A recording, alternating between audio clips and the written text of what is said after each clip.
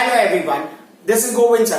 Welcome back to continuation of work energy power chapter. Today we are going to solve some numerical based on the relation between kinetic energy and momentum. बस बहुत छोटे questions है, questions में बहुत ज्यादा मतलब दम नहीं है, बट ना लॉजिकल क्वेश्चंस है. मैंने देखा है ऐसे क्वेश्चन लोग ना मोस्टली रॉन्ग कर देते हैं. क्यों रॉन्ग कर देते हैं that I don't know, but question बहुत सिंपल सा है. ऐसे क्वेश्चन बहुत बार आते रहते हैं एग्जाम में. इस पॉइंट ऑफ व्यू से मैंने क्या किया, इस क्वेश्चन को डिस्कस कर रहा हूं. और थोड़े नए क्वेश्चन भी है. नए क्वेश्चन में बहुत ज्यादा वेरिएशन नहीं है. Most of things you already know. एक और वर्क एनर्जी थ्योरम का हमने एक भी न्यूमेरिकल नहीं किया था, तो just I will take one question based on that. तो आज की जो मेरी क्लास है, आज की क्लास में हम बहुत ज्यादा लर्न नहीं कर रहे हैं. हम क्या बेसिक चीजों पे ही थोड़ा सा फोकस करेंगे, ठीक है. और एक और मेरा रिक्वेस्ट है, मैं ट्राई करूंगा कि आज की क्लास में ही जो भी है, आज का क्लास हमारा लास्ट क्लास होगा before your half yearly exam, ठीक है. बट आप मेरा ना नेक्स्ट वीडियो प्लीज देखो, क्योंकि नेक्स्ट वीडियो में मैं आपको कुछ ना ट्रिक्स बताने वाला हूं जो आपके हाफ ईयरली में शायद काम कर जाए, ठीक है. क्योंकि ये उनके लिए हेल्पफुल होगा जिनको ना बहुत डिफिकल्टी होता है इन मेमोराइजिंग फॉर्मूले एंड ऑल. मैं ट्रिक्स वगैरह फॉर्मूले याद करने के लिए नहीं दूंगा, बट ना जब ना कोई एक पर्टिकुलर क्वांटिटी है तो उसके बहुत सारे फॉर्मूले होते हैं, तो हम उनको कैसे टैकल करेंगे उस पर्टिकुलर पॉइंट का सोल्यूशन मैं ट्राई करूंगा फाइंड आउट करने के लिए. तो नेक्स्ट वीडियो को प्लीज देखिएगा. और सो आज की क्लास में जो सबसे पहला क्वेश्चन है, a light body and a heavy body have a same momentum, ठीक है. सेम मोमेंटम है दोनों बॉडी के पास, light body heavy body. Which one will have a greater kinetic energy, ठीक है. यहाँ पे मोमेंटम और काइनेटिक एनर्जी को हमें क्या करना है, रिलेट करना है. तो अगर याद होगा तो मैं यहाँ पे ना जस्ट ड्राइव करता हूँ. काइनेटिक एनर्जी का नोटेशन मैंने के ले लिया. तो हमने क्या किया था, ये हाफ mv स्क्वायर था, करेक्ट. उसमें हमने ना m और m से मल्टीप्लाई किया था न्यूमरेटर और डिनोमिनेटर में. m से न्यूमरेटर में, m से डिनोमिनेटर में मल्टीप्लाई कर दिया था. तो ये हो गया था हाफ और ये m स्क्वायर हो गया था. Then this is v square. m will multiply with m square हो जाएगा और v स्क्वायर ऑलरेडी था this m. So what happens, this k is equal to ये हो जाएगा आपका half m square v square value का p स्क्वायर अपॉन m, ठीक है. सो अब ना सबसे इंपॉर्टेंट पॉइंट है कि अगर मैं इन कंडीशंस को कंसिडर करता हूं, यहां पे क्या जाने वाला सेम मोमेंटम. तो मोमेंटम के टर्म में तो ये काइनेटिक एनर्जी का कोई इन्फॉर्मेशन है और ना मोमेंटम, जैसे मोमेंटम का कोई इन्फॉर्मेशन हो काइनेटिक एनर्जी टर्म में पूछा, तो आप ऐसे भी यूज कर सकते हो, या इस फॉर्मूले को अगर मॉडिफाई करोगे तो p इज इक्वल टू ये क्या होगा p स्क्वायर, ये जाएगा 2mk हो जाएगा. And what's the value of p will be under root of 2mk, ठीक है. अब इन्होंने बोला ना सेम मोमेंटम है, इसका मतलब के साथ दो बॉडी है ना, लाइटर एंड हैवियर बॉडी. तो मोमेंटम जो लाइटर बॉडी का होगा वही मोमेंटम होगा हैवियर बॉडी का. ये तो पहला पॉइंट है जो हमको समझ में आ रहा है, ठीक है. दूसरा वाला विच one will have a greater kinetic energy, तो कोई इशू नहीं है. तो हम क्या करेंगे, मोमेंटम का फॉर्मूला क्या हमारे पास 2mk है, तो हमने क्या लिखा अंडर रूट ऑफ ना यहाँ पे. तो ये 2 हो गया, मास किसका होगा, लाइटर बॉडी का, और फिर क्या होगा काइनेटिक एनर्जी किसका, लाइटर बॉडी का, ठीक है. Equal to under root of ये होगा 2 टाइम्स मास किसका होगा, हैवियर बॉडी का, और काइनेटिक एनर्जी क्या होगा, हैवियर बॉडी का. समझ में आ रहा है. अभी क्या होगा, इसका स्क्वायर ले लेते हैं. स्क्वायर लेंगे तो क्या होगा, ये 2 हो गया, ml हो गया, ये kl हो गया, इस इक्वल क्या होगा 2 हो गया, mh हो गया, और ये क्या होगा kh हो गया. क्लियर. 2 की वैल्यू कैंसिल हो जाएगी. अगर आपको रेशियो जैसे भी लेना है, सो मैंने चलो ठीक है k यहाँ पे काइनेटिक एनर्जी का पूछा ना, which one will have a greater kinetic energy. दोनों का काइनेटिक एनर्जी लाइटर बॉडी और हैवियर बॉडी का kinetic energy will come in denominator is equal to, यहाँ पे मास को आप एक साथ में ले लो, ये होगा mass of heavier body upon mass of क्या होगा, लाइटर बॉडी हो गया, ठीक है. अब जो चीज हम समझ सकते हैं वो है ना, मास को हम रिलेट कर सकते हैं. तो हम जब कंपेयर करें ना mass of heavier body and mass of lighter body, तो किसका मास ज्यादा होगा, हैवियर बॉडी का मास विल बी ग्रेटर, ठीक है. सो अब ये पॉइंट के हिसाब से तो हैवियर बॉडी कहां पे है, न्यूमरेटर में है. मतलब यहाँ पे न्यूमरेटर की वैल्यू क्या है, kinetic energy of lighter body. Denominator में क्या है, मास ऑफ लाइटर बॉडी ये वाला. लेकिन यहाँ पे डिनोमिनेटर में क्या है, kinetic energy of heavier body. तो देखो समझना क्या है कि अगर ये इक्वल है ना, इक्वल का मतलब जो भी चेंजेस राइट में होगा वही चेंजेस लेफ्ट में भी होना चाहिए. तो मतलब अगर ना हैवियर बॉडी का मास ग्रेटर, तो हैवियर बॉडी कहां पे, न्यूमरेटर में, तो इसका मतलब ना इस साइड के भी न्यूमरेटर की वैल्यू ग्रेटर होगी. तो यहाँ पे अगर हैवियर बॉडी ग्रेटर तो वो न्यूमरेटर में बिलोंग करता है, तो यहाँ पे न्यूमरेटर में क्या है, kinetic energy of lighter body greater होगा. समझ में आ रही बात, ठीक है. कभी कभी लोग ना हैवियर बॉडी लाइटर बॉडी में बहुत कंफ्यूज हो जाते हैं. हैवियर बॉडी तो काइनेटिक एनर्जी ज्यादा होगा ऐसा भी लिख देते हैं, ठीक है. तो ये आपका एक्सप्लेनेशन वाला पार्ट हो गया, ओके.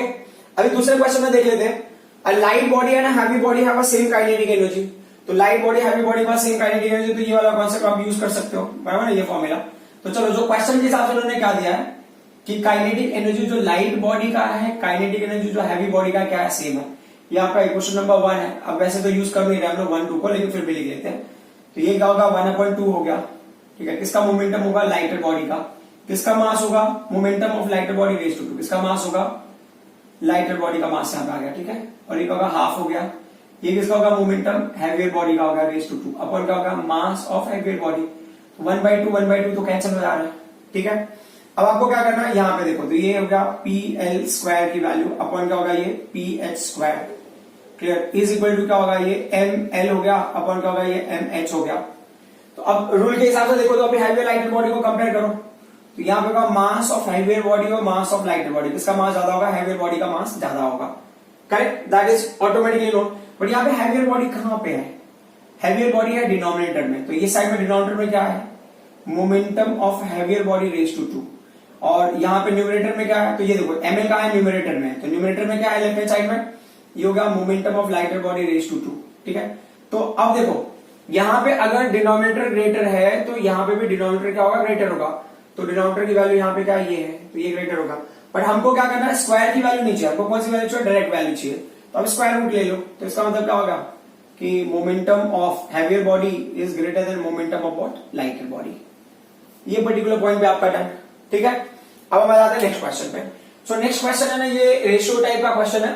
अच्छा, एक चीज आप हमेशा याद रखना कि अगर कभी ना क्वेश्चन रेशियो टाइप में आया है, तो रेशियो टाइप क्वेश्चन अगर आप यूनिट कन्वर्जन नहीं करते हो तो भी चलेगा। If you are not doing unit conversion it's fine. Ratio type वाले क्वेश्चंस में यूनिट कन्वर्जन नेसेसरी नहीं है। तो ये पॉइंट आप कहीं पे लिख लो कि for unit conversion, for ratio type of question unit conversion is not needed. Very important point. तो अभी ये देखो, ये क्वेश्चन पे आ जाते हैं। क्या बोला इन्होंने, 2 masses 1 gram and 4 gram are moving with the equal kinetic energy. तो चलो मेरा अजम्पशन है कि जो फर्स्ट मास है उसको अपन ने M1 ले लिया है, उसकी वैल्यू है 1 ग्राम। जो सेकेंड बॉडी है उसके मास को अपन ने ले लिया है 4 ग्राम। ठीक है, and are moving with the equal kinetic energy. मतलब ना जो काइनेटिक एनर्जी बॉडी 1 का होगा और जो काइनेटिक एनर्जी बॉडी 2 का होगा that will be equal to K, या इक्वल है वैसे भी लिखे तो भी चलेगा। Find ratio of their momentum. Momentum मतलब ना मोमेंटम ये कहना चाहते हैं। Find the ratio of their momentum in this momentum. ठीक है, मतलब P का रेशियो निकालो। सो अब क्या करना है, मोमेंटम का रेशियो निकालना, मतलब ना फर्स्ट बॉडी का सेकेंड बॉडी से मोमेंटम का रेशियो निकालना। तो पहले तो मैं बताना चाहिए मोमेंटम का फॉर्मूला क्या है, जो काइनेटिक एनर्जी को रिलेट करता हो। तो क्या होगा, ये हो गया √2mk। तो कैसे रिलेट करेंगे, सो बॉडी 1 का जो मोमेंटम है उसको आपने P1 लिख दिया, तो ये होगा √, ये हो गया 2। मास के वैल्यू में कोई ऐसा है, मास उनका अलग है, तो M1 हो गया, और K का वैल्यू का काइनेटिक एनर्जी दोनों का सेम है, तो यहाँ पे K ही लिखेंगे हम सिर्फ। अब बॉडी 2 का देखते हैं, तो इज इक्वल टू √, ये 2 हो गया, और M की वैल्यू कितनी हो गई, M की वैल्यू हो गई M2। ठीक है, kinetic energy value K, correct, क्योंकि सेम काइनेटिक एनर्जी। तो अभी ये क्या होगा, उसको डिवाइड कर दो P1/P2, क्योंकि रेशियो आपको first particle to second particle निकालना है। देखो ये ना बहुत सारे लोगों के लिए नहीं, ये क्वेश्चन बहुत ज्यादा सिंपल होगा, हाँ आई एम वेरी श्योर। लेकिन क्या है कि इस टाइप के क्वेश्चन एग्जाम में आते हैं। ये तो कॉम्पिटेटिव एग्जाम का क्वेश्चन मैंने उठाया है, ये नीट का क्वेश्चन है। ठीक है, तो आप देख सकते हो किस तरह का क्वेश्चन पूछा है उन्होंने। तो ये हो गया आपका √2 कैंसिल, ये 2 कैंसिल होगा, K कैंसिल होगा रूट के अंदर। अभी अंडर रूट में क्या बचा हमारे पास, M1, और यहाँ पे अंडर रूट में क्या बचा है, M2 बचा है। तो M1 का वैल्यू हमको पता है 1 ग्राम। तो मान लो चलो मैं यूनिट के साथ रहता हूँ, 1 ग्राम और ये क्या होगा 4 ग्राम, तो यूनिट भी कैंसिल हो जाएगा, है ना। तो ये क्या होगा 1 हो गया, और 4 का रूट क्या होगा 2 हो गया। तो सिंपल सा रास्ता ना कि मतलब P1:P2 का वैल्यू क्या हो जाएगा, 1:2 हो गया। ठीक है, ये रेशियो होगा किसका, मास इज 1 ग्राम टू 4 ग्राम का, अगर उनकी काइनेटिक एनर्जी सेम है तो।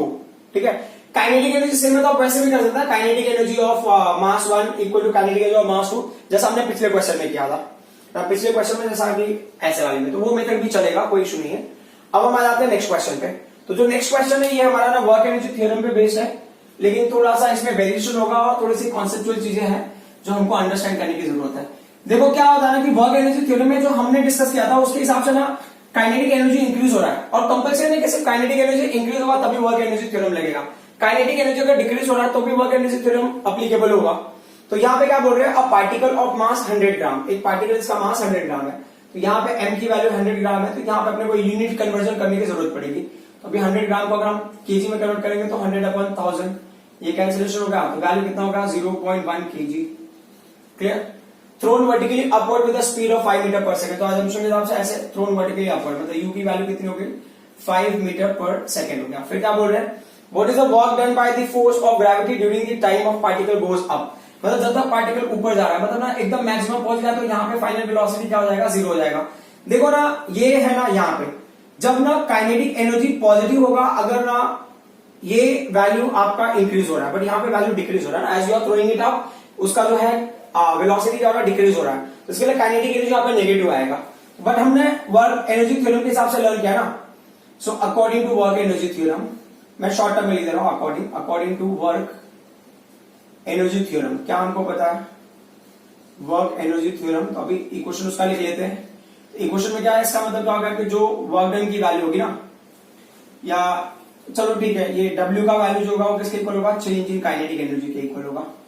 क्लियर? तो वर्क को हमने W लिखा, काइनेटिक एनर्जी का फॉर्मूला का हाफ होगा ये mv square minus half mu square. अब वैल्यूज देख लेते हैं, यहाँ पे वैल्यू ये हाफ हो गया, ठीक है। m की वैल्यू कितनी है बॉस, m की वैल्यू है 0.1, और v स्क्वायर की वैल्यू, v की वैल्यू क्या होगी, v का वैल्यू तो दिया नहीं है ना, v का वैल्यू दिया है, मतलब v का वैल्यू 0 हो गया, तो रेस टू 0 माइनस ये हो गया हाफ, ये वैल्यू होगा 0.1, और ये कितना होगा 5 इंटू 5, ठीक है। ये पूरी की पूरी वैल्यू हो गई 0 आपकी, माइनस 5 5 25 को अगर आपने 0.1 से मिल रहा है तो 2.5 अपॉन 2, तो अब अगर इसको कैंसिलेशन करेंगे तो कितना आएगा, माइनस, ये हो गया 1.25 जूल।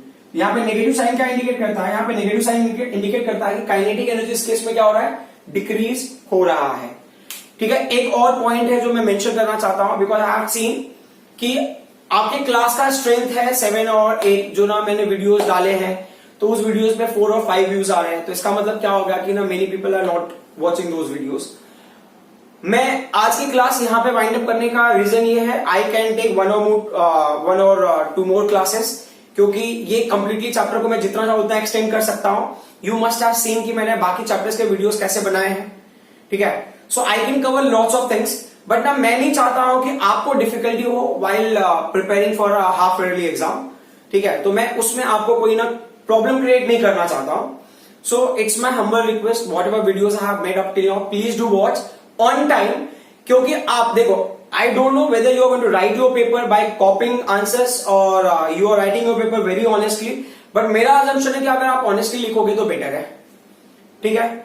So यहाँ पे ना बहुत सारी बातें हैं when we write, when we check answers and all, तो काफी सारी चीजें ऐसी होती है जहां पे हम रियलाइज कर सकते हैं कि ना आपने स्टडी नहीं करा है वीडियोस को प्रॉपरली। तो आप वीडियोस को अगर प्रॉपरली स्टडी करते हो तो प्लीज डू इट प्रॉपरली, क्योंकि क्या है, बहुत सारे क्वेश्चंस ऐसे होंगे जो हमने कराए हैं और आपने वीडियोस नहीं देखे हैं, तो आपके वो क्वेश्चंस मिस हो जाएंगे। जबकि ना मैं ट्राई करता हूं कि जितने क्वेश्चंस हो उनको ना पूरा इलेबोरेट करके कराऊं। आपको कोई भी डिफिकल्टी होगा तो you can approach me personally, मैंने आपको व्हाट्सएप पे अपना ये नंबर आपको पता ही है मेरा WhatsApp number, so you can basically contact on that one. So I hope what ever I explain up till now you people understood. So please please please be very serious about it. Thank you very much.